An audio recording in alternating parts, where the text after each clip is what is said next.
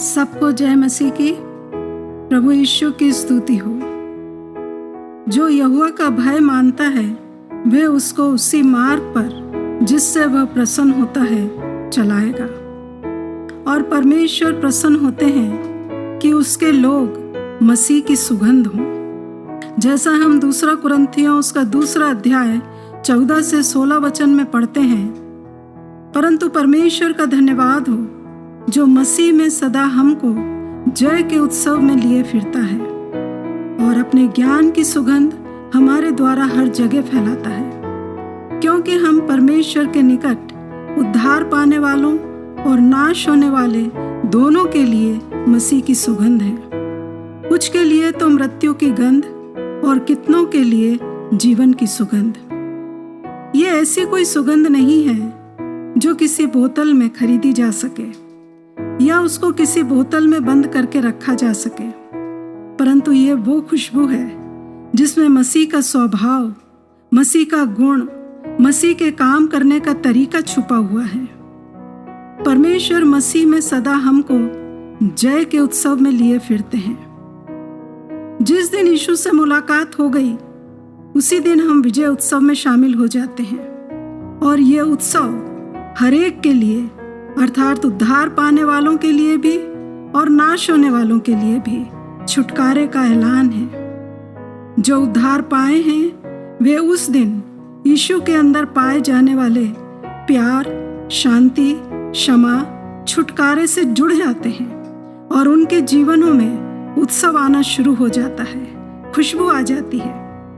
परंतु अपने ज्ञान की सुगंध हमारे द्वारा हर जगह फैलाने की ख्वाहिश जो परमेश्वर के मन में है वो तब पूरी होगी जब हम यीशु के साथ समय बिताएंगे, तब उनके जैसे बनते जाएंगे। इफिसियों उसका 5वां अध्याय 2 वचन के अनुसार, इसलिए प्रियों परमेश्वर का अनुकरण करो और प्रेम में चलो जैसे मसीह ने भी तुमसे प्रेम किया और हमारे लिए अपने आप को सुखदायक सुगंध के लिए परमेश्वर के आगे भेंट करके बलिदान कर दिया। इसलिए परमेश्वर चाहते हैं कि हम मसीह की सुगंध हों। हमारे जीवन का लक्ष्य ये हो कि यीशु हम में प्रकट हों। हम जहाँ भी जाएं, हमारे जीवन के द्वारा परमेश्वर के ज्ञान की सुगंध फैले जो लोगों को उद्धार में लाए। परंतु रोमियो 2:24 में तो कुछ और लिखा है, तुम्हारे कारण अन्य जातियों में परमेश्वर के नाम की निंदा की जाती है। आज कलीसियाई मसीह जीवन में क्या ये बातें नहीं हो रही? क्योंकि परमेश्वर का भय, परमेश्वर की इच्छा पूरी करने की लालसा मसीह समाज में दिखाई नहीं देती। इफिसियों 5:11 के अनुसार वे अंधकार के निष्फल कामों में सहभागी हैं और उनके गुप्त कामों की चर्चा भी लज्जा की बात है। इसीलिए प्रेरित पौलुस को लिखना पड़ा, तुम में भाई भाई में मुकदमा होता है, परंतु सचमुच तुम में बड़ा दोष तो ये है कि आपस में मुकदमा करते हो, अन्याय क्यों नहीं सहते, अपनी हानि क्यों नहीं सहते। इसलिए जो समझता है मैं स्थिर हूँ वह चौकस रहे कि कहीं गिर ना पड़े। खुशबू की कीमत इस बात पर निर्भर करती है कि कितनों ने उसे अंदर लेकर उसका आनंद लिया है। सुगंध खुद को खुश करने के लिए नहीं वरन दूसरों के लिए होती है। उसे फैलाना नहीं पड़ता, अपने आप दूसरों तक पहुंच जाती है। तो क्या हम परमेश्वर पिता की इच्छा को पूरा करेंगे? आइए प्रभु से मांगे और कहें, पिता परमेश्वर, हम विनती करते हैं अपनी उपस्थिति से हमें घेरे रहें। हमारी सहायता करें कि हम मसीह की सुगंध बन सकें।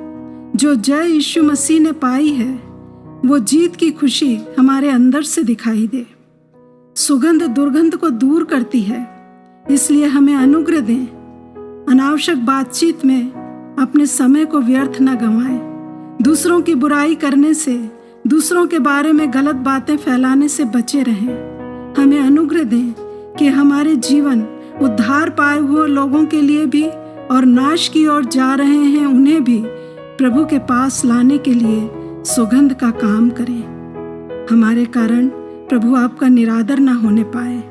हमें अनुग्रह दें, हम पर दया करें कि जिस प्रकार फूलों की माला की डोरी भी फूलों से की सुगंध से सुगंधित हो जाती है, उसी तरह आपकी निकटता में हम बने रहें कि आपकी सुगंध हम में से फैलती रहे। इस प्रार्थना को हम यीशु मसीह के नाम से मांगते हैं,